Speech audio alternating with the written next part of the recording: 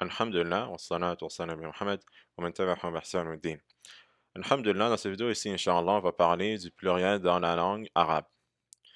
Donc, il y a deux types de formes pour le nom pluriel dans la langue arabe. Donc, quand tu vas trouver un mot qui est dans la forme plurielle, donc, qui indique beaucoup de choses, ça va être dans un de ces deux formes ici, ou le jam'u salim ou le jam'u taksir.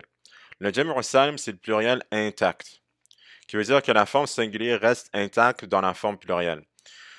Donc, le jam'u salim, c'est un mot qui était singulier, mais qui est devenu pluriel. Mais quand c'est devenu pluriel, ça n'a pas changé la forme elle-même du mot d'une façon que ça a brisé la forme ou quelque chose comme ça. Exemple, mudarrisun, ça veut dire professeur. Le pluriel de mudarrisun, c'est mudarrisuna, professeur, pluriel. Mudarrisun and mudarrisuna, le mot mudarris, il n'a pas été brisé pour faire la forme plurielle qui est mudarrisuna. Contrairement au jam'u taksir, qui est le pluriel brisé. Ça veut dire que la forme singulière est brisée pour créer la forme plurielle. Tu as le mot baytun qui veut dire maison. Le pluriel de baytun, c'est buyutun. Buyutun, tu peux clairement voir que le mot baytun a été complètement changé.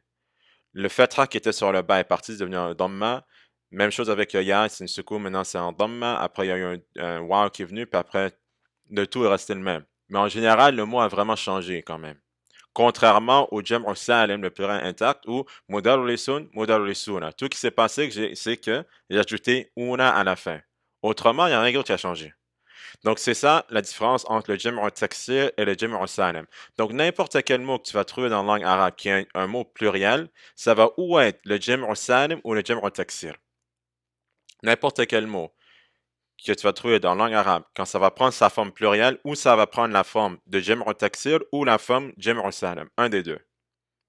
Un des deux. Et il y a des fois que ça peut prendre plus que les deux en fait, mais la majorité de temps, ça va être un ou l'autre. OK. Donc, le jam'u taksir et le pluriel brisé, il existe nombreux types de formes différentes pour le pluriel brisé.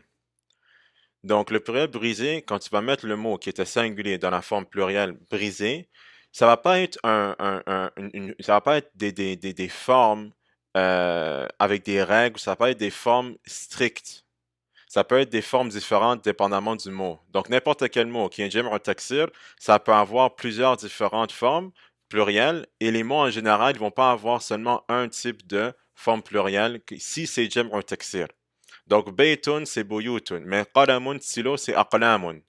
Donc, aqlamun et buyutun, ces deux formes ici sont complètement différentes. Mais les deux sont toujours partie du jam'u taksir. Parce que les deux, c'est toujours une forme brisée de la forme singulière, qui était baytun ou qalamun. Kitabun, c'est kutubun. Encore différent que buyutun et différent que aqlamun. Donc, ce que je veux dire ici, c'est que le jam'u taksir, ça a nombreux différents types de formes. Différentes, et ça ne va pas toujours suivre un chemin ou une forme spécifique. Contrairement au jam'u salim, le pluriel intact, il existe deux formes possibles pour le pluriel intact.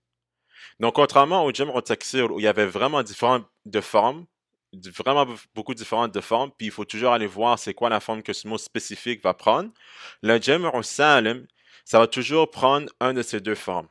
Il y a pas plus que ça. Donc, il existe deux formes possibles pour le pluriel intact. Jam'u mudhakkar salim, le pluriel intact masculin. Jam'u muannas salim, le pluriel intact féminin.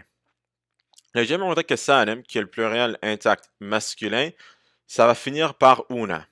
Donc, c'est un mot, pardon, pluriel qui va finir par una. Muslimun, ça veut dire un musulman. Muslimuna, les musulmans. Donc, muslimuna ici, ce qui s'est passé, c'est que j'ai ajouté una à la fin, puis c'est devenu la forme plurielle, jam'u mudhakkar salim. Donc, les mots jam'u mudhakkar salim, c'est les mots qui sont singuliers masculins qui vont prendre cette forme ici où tu vas juste ajouter una à la fin puis c'est tout, c'est fini. C'est un petit peu semblable à la langue française, tu fais juste ajouter le S. En tout cas, la majorité des mots. Jam'u muannas salim, le pluriel intact féminin, c'est un mot pluriel féminin qui va finir par at. Muslimatun, ça veut dire une femme musulmane. Muslimatun, des femmes musulmanes. Donc, quand tu vas trouver un mot, si tu veux trouver la forme plurielle, tu vas demander est-ce que c'est un jam'u salim ou un jam'u taksir? Tu vas aller en dictionnaire. Si tu vas trouver que c'est un jam'u taksir, tu vas avoir besoin de mémoriser la forme plurielle. Parce que comme on a dit, il y a de nombreuses différentes formes pour le pluriel brisé. Donc tu vas vraiment avoir besoin de mémoriser la forme si le mot est jam'u taksir. Si quand tu vas dans le dictionnaire, tu trouves que le mot était jam'u salim, était pas un jam'u taksir, la prochaine question que tu dois te demander, c'est est-ce que ce mot-là, c'est un mot masculin ou féminin? Si le mot, c'est un mot masculin, tu sais que ça va juste prendre una à la fin, puis ça va être jam'u mudhakkar salim.